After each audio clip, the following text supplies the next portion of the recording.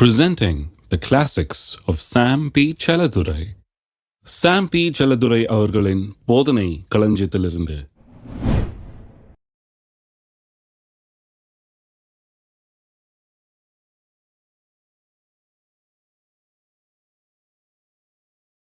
Mark எழுதின சுவிசேஷம் 16ஆம் அதிகாரத்துக்கு திருப்போம்.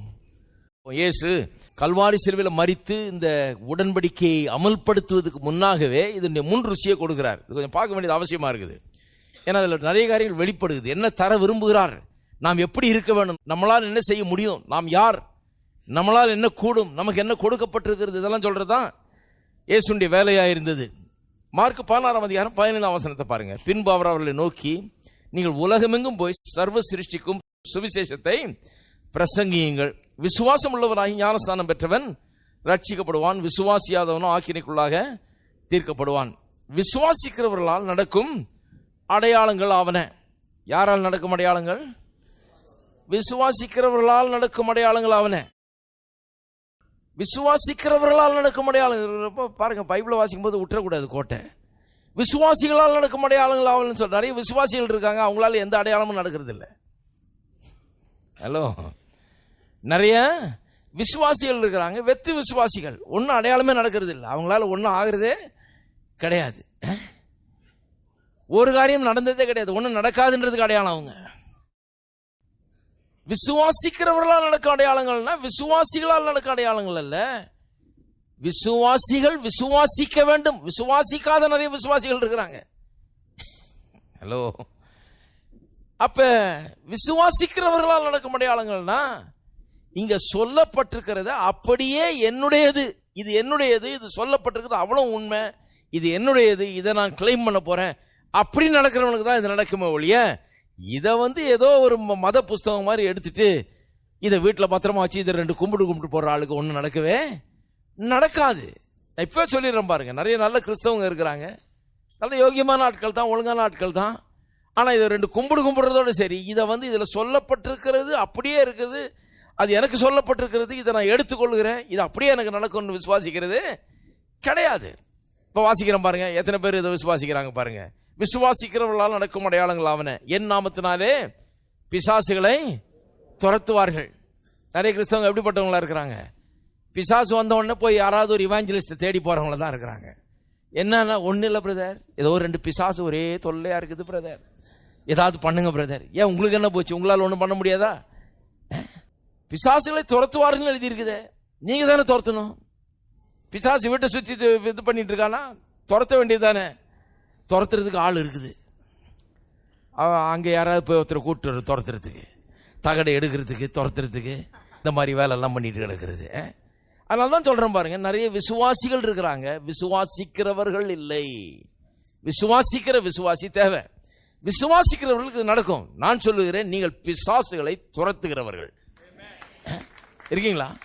துரத்துகிறவர்கள் சொல்லுங்க, நான் பிசாசை துரத்துகிறவன். விசுவாசிக்கிறவர்கள் பிசாசை துரத்துகிறவர்கள். அப்ப பாருங்க, இது அப்படியே உண்மையான எடுத்துக்கொள்ள வேண்டும். அவர் சொல்றார், புதிய உடன்படிக்கைக்குள்ள நீங்க எப்படி இருக்க போறீங்க? அந்த புதிய உடன்படிக்கை உயிருக்கு வந்த பிறகு, கல்வாரி சிலுவை இயேசு மரித்த பிறகு இந்த உயிருக்கு உயிர் வந்துருது. அப்ப நீங்க என்னவா மாற போறீங்க? இப்ப இருக்க போல இருக்க போறது இல்லை, நீங்க பிசாசை துரத்துவீர்கள். என்னவா இருக்க போறீங்க? புதிய உடன்படிக்கை உங்களை என்னவா ஆக்க போகிறது என்று சொல்லுகிறாரு. நீங்கள் பிசாசுகளை துரத்துவீர்கள். இன்னைக்கு ஊர் முழுக்க பாருங்க, இந்த பிசாசை துரத்துறதுக்கு ஆள் பிடிக்கிற கூட்டம் தான் கிறிஸ்தவ கூட்டமா இருக்குது. பிசாசை துரத்துற கூட்டமா இல்ல. பிசாசை துரத்துறதுக்கு எங்கெங்க ஆள் இருக்கிறாங்க, எந்த சந்தில போன ஆள் இருக்காங்க, எந்த பொந்துல போன ஆள், இதை தான் தெரிஞ்சு வச்சிருக்கிறாங்க ஒழிய, பிரசங்கியாருங்க வீடு தெரிஞ்சு வச்சிருக்கிற விசுவாசிகள் தான் இருக்கிறாங்க ஒழிய, பிசாசை துரத்த தெரிஞ்சு வச்ச விசுவாசிகள் கிடையாது. ஹலோ, இப்படி சொன்னாதான் விளங்குது, என்ன பண்றது? பிசாசுகளை துரத்துவீர்கள். அவர் சொல்றாரு, நவமான பாஷைகளை பேசுவார்கள், சர்ப்பங்களை எடுப்பார்கள். பாருங்க, இதெல்லாம் அடையாளங்கள். சர்ப்பங்களை எடுப்பார்கள்னா போய் எடுத்து பார்க்காதீங்க. இன்னைக்கு தான் சொன்னார், எடுத்து பார்க்கலாம் என்ன ஆகுதுன்னு. அதை சொல்லி இல்லைங்க. பவுல் அப்போஸ்தலன் பாருங்க, ஒரு தீவுல போய் அங்க தீ பத்த வைக்கிறாங்க, ஒரு விறகு எடுத்து போடலான்னு பார்த்தா அங்க ஒரு பாம்பு அவரை பிடிச்சிக்குது, கையை சுத்திக்குது, உதறி போடுறாரு. அங்க பார்த்த எல்லாரும் அடே இது பயங்கரமான பாம்பாச்சு, ஆள் அவ்வளோதான் அவுட்டு அப்படின்னு பார்த்துக்கிட்டே இருக்கிறாங்க. பார்க்குறாங்க, அவர் நல்லா தான் இருக்கிறாரு. அவர் அவுட் ஆகலைன்னு அவனுக்கு ஓஹோ இவர் கடவுளாக இருப்பார் போல இருக்குன்னு உடனே கும்பிட ஆரம்பிச்சிட்டான் இவரை. ஏன்னா பாம்பை கையில் பிடிச்சி தூக்கி எறிஞ்சிட்டாரு சர்வசாதாரணமாக அப்படின்னு அவனுக்கு ஆச்சரியம். அதைத்தான் சொல்லி இருக்குது. அப்படிப்பட்ட காரியங்கள் நடக்கும்போது அது உங்களை சேதப்படுத்தாது, அதன் மேலே உங்களுக்கு அதிகாரம் இருக்கும் என்ற அர்த்தத்தில் தான் இதை சொல்லி இருக்குது. பாருங்க, சாவுக்கு ஏதுவான யாதொன்றை குடித்தாலும் அது அவர்களை சேதப்படுத்தாது. அதே மாதிரி தான் போய் குடிச்சு பார்க்காதீங்க. அப்படிப்பட்ட ஒரு சூழ்நிலை வரும்போது உங்களை கொல்ல நினைச்சு யாராவது ஏதாவது செய்யும்போது அது உங்களை சேதப்படுத்தாது. அது அந்த அர்த்தத்தில் தான் சொல்லியிருக்கு இல்லையா? வேத வசனம் முட்டாள்தனமாக சொல்லுகிறது இல்லை எதையும். ஆனால் முட்டாள்தனமாக உபயோகப்படுத்துகிறாங்க நிறைய பேர். வியாதியஸ்தர் மேல் கைகளை வைப்பார்கள், அப்பொழுது அவர்கள் சொஸ்தமாவார்கள். இதெல்லாம் பாருங்க, இதெல்லாம் விசுவாசிக்கிறவர்களால் நடக்க அடையாளங்கள். அடுத்த வசனம் பாருங்க, இவ்விதமாய் கர்த்தர் அவர்களுடனே பேசின பின்பு இதெல்லாம் சொன்ன உடனே பரலோகத்துக்கு எடுத்துக்கொள்ளப்பட்டு தேவனுடைய வலது பாரத்தில் உட்கார்ந்தார். இப்போ பாருங்க, இதை ஏன் வாசிக்கிறேன்னா, சொன்ன உடனே போய் அவங்க என்ன பண்ணுறாங்க, புதிய உடன்படிக்கை ஆரம்பிச்சிருச்சு. இப்போ நான் சொன்னேன் இல்லையா, இயேசு மரித்து உயிரோடு எழுந்துட்டார், புதிய உடன்படிக்கை இப்போ ஆரம்பிச்சிருச்சு. சொன்ன உடனே இவங்க பண்ணுறாங்க, இவங்க புறப்பட்டு போய் தான் சொல்லிட்டாரு, பிசாசு துரத்துவேன்றாரு, நவமான பாஷை பேசுவேன்றாரு, சர்ப்பங்கள் எடுப்பாள்ன்றாரு, சாவுக்கு ஏதோன யாதொன்று குடித்தாலும் அது சேதப்படுத்தாதுன்னு சொல்கிறாரு, வியாதியஸ்தர் கை வைப்பார்கள் அப்பொழுது சொஸ்தம் ஆவார்கள்னு சொல்கிறாரு. அப்போ எல்லாம் சொல்லிட்டாருன்னு இவங்க புறப்பட்டு போகிறாங்க. சொல்லிட்டு பிறகு என்ன பண்ணுறாங்க, இதை செய்வோன்னு சொல்லி புறப்பட்டு போகிறார்கள். பாருங்கள், அப்போ என்ன அர்த்தம்னா, இவர் சொன்னதை அப்படியே உண்மைன்னு எடுத்துக்கொண்டார்கள், அதை போய் இப்போ நடப்பிக்க போகிறார்கள். புறப்பட்டு போய் எங்கும் பிரசங்கம் பண்ணினார்கள். கர்த்தர் அவர்களுடனே கூட கிரியை நடப்பித்து அவர்களால் நடந்த அடையாளங்களாலே வசனத்தை உறுதிப்படுத்தினார். அவர்கள் எங்கே போய் பிரசங்கம் பண்ணாங்களோ அங்கெல்லாம் இப்படிப்பட்ட அடையாளங்கள் நடந்தன, அற்புதங்களும் அடையாளங்களும் நடந்தன. இதில் ஒரு முக்கியமான காரியம் என்னென்னா, புறப்பட்டு போய் அவர்கள் பிரசங்கித்தாருன்னு சொல்லியிருக்குது. இந்த இங்கிலீஷ் பைபிளில் ஒரு காரியத்தை வாசித்து காண்பிக்கிறேன் உங்களுக்கு.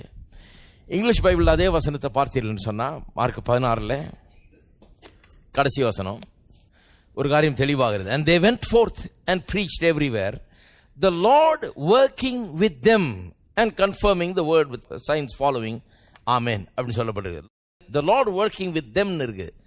அந்த தெம்ல பார்த்தீங்கன்னா அந்த தெம் வந்து ஸ்லாண்டட் லெட்டர்ஸாக இருக்கும், இட்டாலிக்ஸில் இருக்கும், சாய்வு எழுத்துகள்.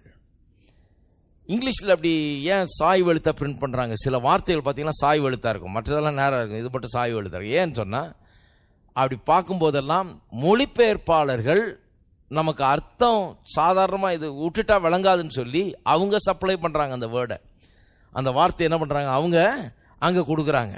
அது மூல பாஷையில் இல்லாததை இவங்க அர்த்தம் விளங்க வைக்கிறதுக்காக, சுலபமாக விளங்க வைக்கிறதுக்காக இந்த வார்த்தையை கொடுத்தா இன்னும் நல்லா விளங்கிக்குவாங்கன்னு சொல்லி ஒரு வார்த்தையை அவங்க சப்ளை பண்ணுறாங்க. அது இல்லாத வார்த்தையை நாங்கள் போட்டிருக்கிறோன்னு காண்பிக்கிறதுக்காக தான் அந்த சாய் எழுத்தில் கொடுக்குறாங்க. அப்போ the Lord working with themன்றது வந்து அப்படி கொடுத்துட்டாங்க. ஆனால் சில நேரத்தில் என்ன பண்ணுது, அப்படி கொடுக்குறாங்க, நல்ல எண்ணத்தோடு தான் கொடுக்குறாங்க, சில நேரத்தில் அது உதவி செய்யுது, ஆனால் சில நேரத்தில் அதே குழப்பிடுது. இந்த இடத்துல அது குழப்பிடுதுன்னு நினைக்கிறேன். ஏன்னு சொன்னால், the Lord working with themனோடனே இவங்க ஏதோ போனாங்க, இவர்களோட கர்த்தர் வேலை செஞ்சாருன்ற மாதிரி ஆயிடுது. அங்கே சொல்ல வர்ற விஷயம் என்னன்னா, the Lord working with, அப்படியே வாசிங்க, them போடாதீங்க, போடாம English Bible the Lord working with them விட்டாச்சு, the Lord working with and confirming the word with signs following. அப்படி வாசித்தீங்கன்னா ரொம்ப கரெக்டாக வரும். அப்படியே விட்டுருக்கலாம், அதை பேசாம ஏன் them போட்டாங்கன்னு தெரியல, கொஞ்சம் ஹெல்ப்பாக இருக்குன்னு போட்டிருக்கிறாங்க, நல்ல எண்ணத்தோடு தான் போட்டிருக்காங்க. ஆனால் அது அப்படியே வாசித்தாலே இன்னும் ரொம்ப தெளிவாக வழங்குது, the Lord working with and confirming the word. அப்போ கடவுள் எதோட கூட சேர்ந்து வேலை செய்கிறாரு, இவர்களோட சேர்ந்து வேலை செஞ்சாருன்றது முக்கியம் இல்லை. கடவுள் தம்முடைய வார்த்தையோடு கிரியை செய்து தம்முடைய வார்த்தையை அடையாளங்கள்னாலே உறுதிப்படுத்தினார். நான் சொல்றேன், கர்த்தர் ஏதோ நம்மோட சேர்ந்து வேலை செய்யறது இல்லை, நம்மோட சேர்ந்து எந்த அளவுக்கு வேலை செய்யறாரு, நம்ம இந்த வார்த்தை எந்த அளவுக்கு பேசுறோமோ அந்த அளவுக்கு தான் அவர் நம்மோட சேர்ந்து வேலை செய்ய முடியும்.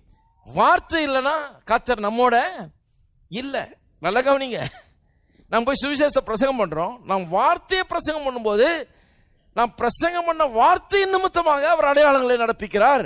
அங்கே அற்புதங்கள் நடக்குது, அடையாளங்கள் நடக்கிறது ஒழிய ஏதோ நம்ம போனதுனால இல்லை. ஒருத்தர் சொல்றாரு பாருங்க, இந்த காலத்தில் புதுவிதமான ஊழியக்காரர்கள் தேவை, அவள் கையை நீட்டினா சமுத்திரம் பிளக்க வேண்டுமாக்கும், காலை நீட்டினா இது நடக்குமாக்கும். இவர் கையை நீட்டுறது கால் நீட்டுறது சொல்லி தர்றாரு. ஸ்டார் பிரீச்சர் ஆகுது எப்படி, அற்புதங்கள் அடையாளங்களை நடப்பிக்கிற பிரசங்கர் ஆகுது எப்படி, வசனமே காணாங்க. வசனத்துக்கு எந்த மரியாதையும் கிடையாது. வசனத்தில் என்ன சொல்லியிருக்குதுன்றது ஒன்றும் சொல்றது கிடையாது. கையை நீட்டினா அது நடக்கும், காலை நீட்டினா அது நடக்கும். ஆளாளுக்கு போய் எல்லாம் கையும் காலம் தான் நீட்டிட்டு இருக்காங்க, வசனத்தை சொல்ல மாட்டேன்றாங்க. இருக்கீங்களா? கையும் காலையும் நீட்டுன்னு சொல்ல. என்ன வந்து ஏஎஃப்டியில் வந்து காலையில் போய் கையை நீட்டு அப்படின்னு சொல்ல கர்த்தர் என்ன, அவர் என்ன சொல்றாரு, வார்த்தையை பிரசங்கம் பண்ணி கையை நீட்ட வேணா காலையை நீட்ட வழுந்து வார்த்தையை சொன்னா போதும், இந்த வார்த்தையை உறுதிப்படுத்துவதற்கு நான் இருக்கிறேன்.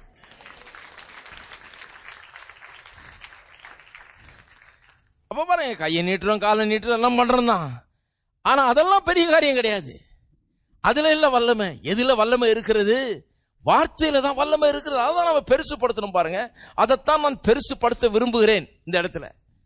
வேற எதுலையும் வல்லமை கிடையாது, வார்த்தையில தான் வல்லமை இருக்கிறது. சில பேர் கேட்கறாங்க, என்னையா வெறும் பிரசங்கம் தான் இருக்குது, வெறும் பிரசங்கம் தான் போதும், ஏன்னா அதுல தான் அற்புதம் இருக்குது. எத்தனை பேர் அற்புதங்களை அனுபவிக்கிறார்கள் தங்களுடைய வாழ்க்கையில? ஏன் அற்புதங்களை அனுபவிக்கிறார்கள்னா, இந்த வார்த்தை அற்புதங்களை உண்டாக்கக்கூடிய ஒரு வார்த்தை. இந்த வார்த்தையை அடையாளங்களால் அவர் உறுதிப்படுத்துவார். நான் சொல்றேன் கர்த்தர் நல்லவர் என்று, அடையாளங்களால் அவர் அதை உறுதிப்படுத்துவார். நான் சொல்றேன் கர்த்தர் இப்படி வாக்குத்தத்தம் பண்ணி இருக்கிறார் என்று, அவர் அதை அடையாளங்களால் உறுதிப்படுத்துவார். நான் சொல்றேன் கர்த்தர் சுகமாக்குவார் என்று, அவர் அதை அடையாளங்களால் உறுதிப்படுத்துவார். நான் சொல்றேன் கல்வாரி சிலுவையில் நோய்களை சுமந்து தீர்த்தார் என்று, அவர் அடையாளங்களால் அதை உறுதிப்படுத்துவார். நான் சொல்றேன் உங்கள் வாழ்க்கையில எல்லா காரியங்களும் வாய்க்க செய்வார், உங்களை உயர்த்துவார் என்று சொல்றேன், அவர் அதை அடையாளங்களால் உறுதிப்படுத்துவார்.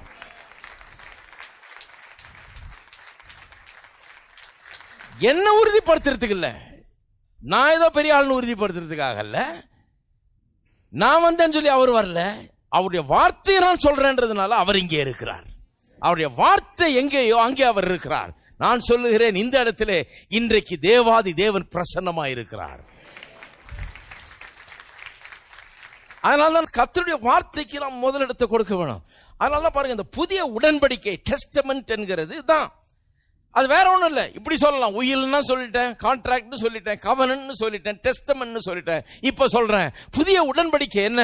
அது அவருடைய வார்த்தை. எதுக்கு இந்த வார்த்தை? என்னை உயர்த்துகிற வார்த்தை, என்னை ஆசீர்வதிக்கிற வார்த்தை, என்னை மாற்றுகிற வார்த்தை, எனக்கு உயிர் கொடுக்கிற வார்த்தை, என்னை பலப்படுத்துகிற வார்த்தையாக இது இருக்கிறது. அந்த வார்த்தை எங்கேயோ அங்கே அவர் இருக்கிறார். அதனாலதான் வார்த்தையை பிரசங்கம் பண்றீங்க. அப்ப the Lord working with them அப்படிங்கிறது, the Lord working with and confirming the word with signs following அப்படின்னு வாசிக்கிறது ரொம்ப கரெக்ட். ஏன்னு சொன்னா அப்படி வாசித்தா எப்படி வரும்? கர்த்தர் கிரியை நடப்பித்து வசனத்தை உறுதிப்படுத்தினார். எதோ உறுதிப்படுத்தினாரு? வசனத்தை உறுதிப்படுத்தினார். இவங்கெல்லாம் தேவனுடைய மனுஷன் உறுதிப்படுத்த வேண்டிய அவசியம் இல்லை. வசனத்தை உறுதிப்படுத்தினா இவங்க யாருன்னு விளங்கிடும் இல்லையா? இவங்க பெரிய தேவனுடைய மனுஷன் உறுதிப்படுத்தி என்ன பிரயோஜனம்? இவங்கள ரட்சகர். வசனத்தை உறுதிப்படுத்தினா இவங்க யாருன்னு விளங்கிடும். வசனத்தை உறுதிப்படுத்துகிறார். நான் சொல்லுகிறேன், கர்த்தர் உங்களுடைய வாழ்க்கையில வசனத்தை உறுதிப்படுத்துவார். வசனத்தை பேசுங்க, வசனத்தை அறிக்கை செய்யுங்க, வசனத்தில் நில்லுங்க. கர்த்தர் வசனத்தை உறுதிப்படுத்துவார். வேற எதையும் அவர் உறுதிப்படுத்துறது கிடையாது, வசனத்தை தான் உறுதிப்படுத்துகிறார். எல்லாம் சொல்லுங்க, வசனத்தை கர்த்தர் அடையாளங்களால் உறுதிப்படுத்துகிறார். வசனத்தின் பேர்ல நில்லுங்க, அற்புதம் நடக்கும். அடையாளங்களால் கர்த்தர் அதை உறுதிப்படுத்துவார். மரித்து உயிரோடு எழுந்து பரமேறதுக்கு முன்னால சொல்றாரு, புதிய உடன்படிக்கை அமலுக்கு வந்து விட்டது. இப்ப சொல்றாரு, என்னவா இருக்கிறீங்க? இப்போ நீங்க சாதாரண நாள் இல்லை, போய் பிசாசு துரத்துங்க, இதெல்லாம் பண்ணுங்க அப்படின்னு சொல்றாரு. போறாங்க, போனா பார்த்தா அது உண்மையா நடக்குது. ஏன் நடக்குது? ஏன்னா அந்த உயிரில் அப்படி சொல்லி இருக்குது, அதெல்லாம் கொடுக்கப்பட்டிருக்கிறது. பிசாசை துரத்துறதுன்னு நமக்கு கொடுக்கப்பட்டிருக்குது. நவமான பாஷையை பேசுறதுன்றது நமக்கு கொடுக்கப்பட்டிருக்குது. சர்ப்பங்களை எடுப்பார்கள் அப்படின்னு சொல்றது நமக்கு கொடுக்கப்பட்டிருக்கு. பிசாசின் மேல அதிகாரம் என்கிறது நமக்கு கொடுக்கப்பட்டிருக்கு. சாவுக்கு ஏதுவான யாதொன்றை குடித்தாலும் அது அவர்களை சேதப்படுத்தாது என்பது நமக்கு புதிய உடன்படிக்கையின் கீழே கொடுக்கப்பட்டிருக்கிற ஒன்று. வியாதியஸ்தர் மேல் கைகளை வைப்பார்கள் அப்பொழுது சொஸ்தமாவார்கள்ன்றது நமக்கு கொடுக்கப்பட்டிருக்கிற ஒன்று. இருக்கீங்களா? இதெல்லாம் நமக்கு கொடுக்கப்பட்டிருக்கிறது. அதனாலதான் அவங்க உடனே புறப்பட்டு போறாங்க. புறப்பட்டு போனா பாக்குறாங்க, ஆஹா இதெல்லாம் நமக்கு கொடுக்கப்பட்டிருக்கு. ஆமா, ஓடுது பிசாசு, ஆமா நடக்குது அற்புதங்கள் அடையாளங்கள்.